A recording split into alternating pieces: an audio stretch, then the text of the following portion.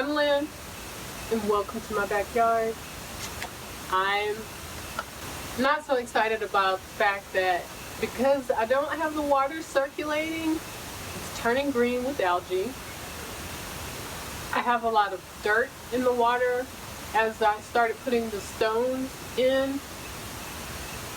I realized how sandy they were, and then, brilliant idea, I began to wash the stones in the pond.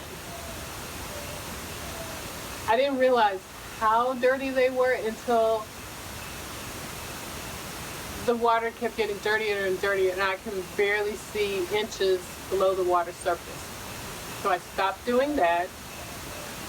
Pro tip, wash your stones before you begin working in the water, in the actual pond.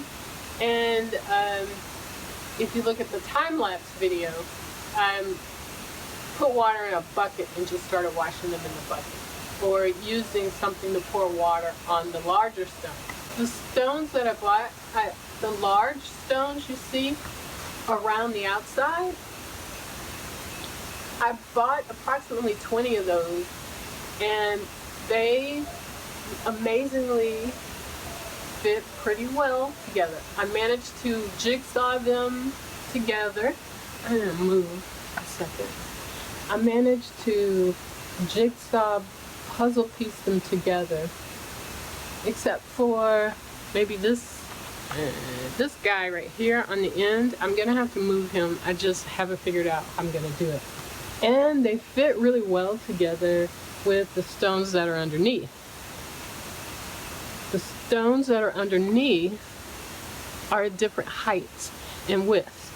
So I was able to fit them so that when you step on them, they're not rocking.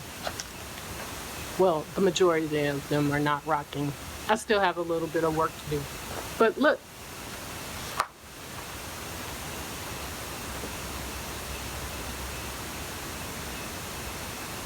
Down.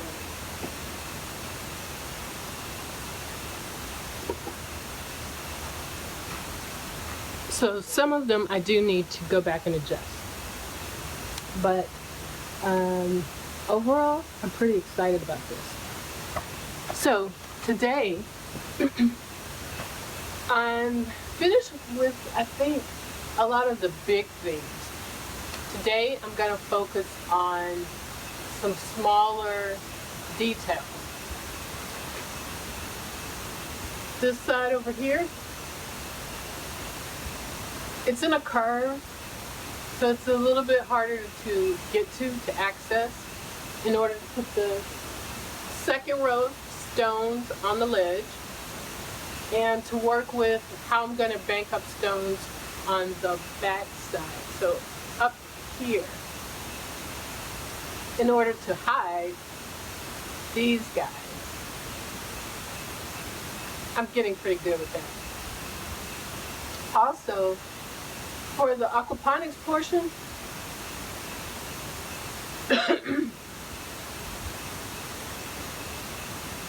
when I had the two troughs sitting on the patio, one of the bells was taller than the other. It affected the turnover rate in the trough. So I'm going to have to make a new bell in order to make sure that the timing of both troughs are about the same. I'll do that later. Also, what else? Oh, I need to fix the, where is it? The opening for the waterfall. So that's going to be a lot of detail work in order to get the folds of the plastic. Can I do that right? Over to here, up and over to here. To get those folds right and to get the width right, this is what I'm going to use for the waterfall.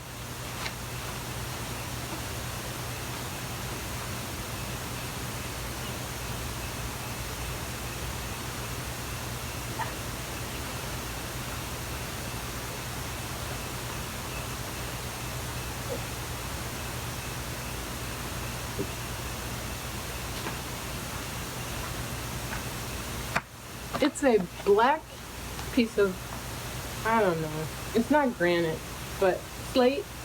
I think, I forgot the name, but I think that would look really pretty juxtaposed to all of the brown stones, having the one black stone. When it's wet, it looks really dark, and so you can see water falling over, and I think it'll just really look nice.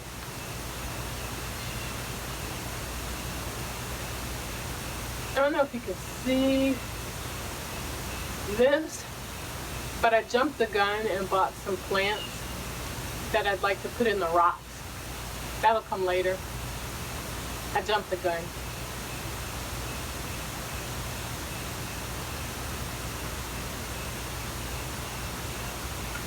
And more detail work. All of this piping, it needs to be hidden behind all of the rocks. And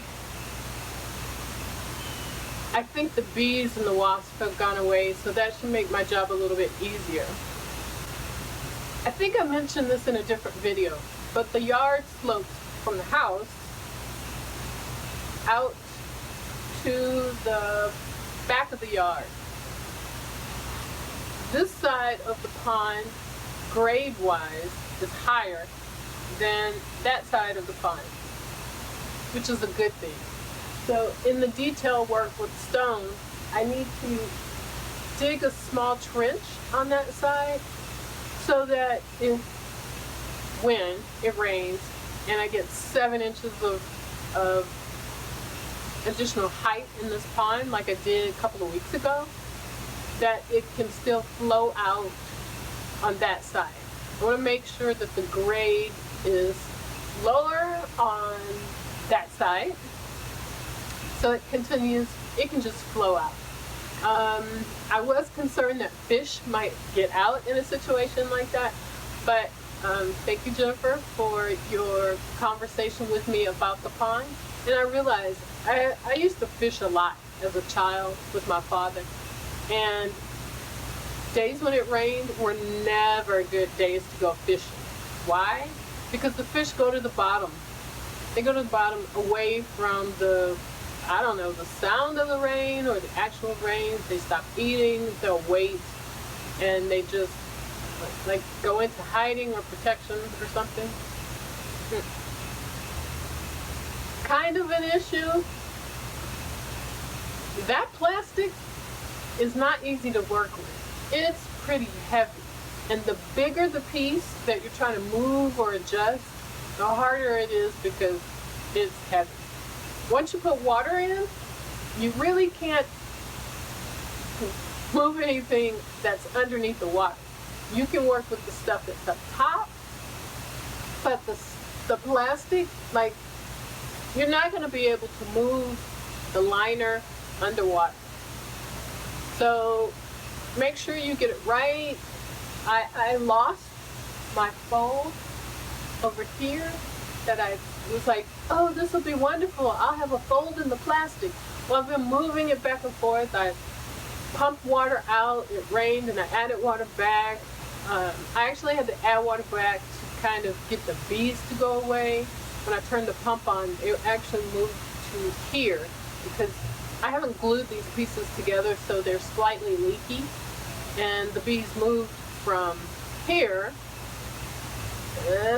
where I was trying to work, to here, and I couldn't work or do anything over here. But it rained yesterday, and they've moved back home, I guess. I don't know. They found water closer to where they live.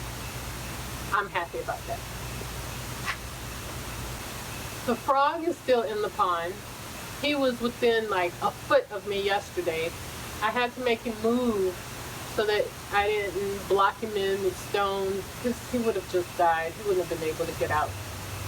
So he just kind of moves around from spot to spot.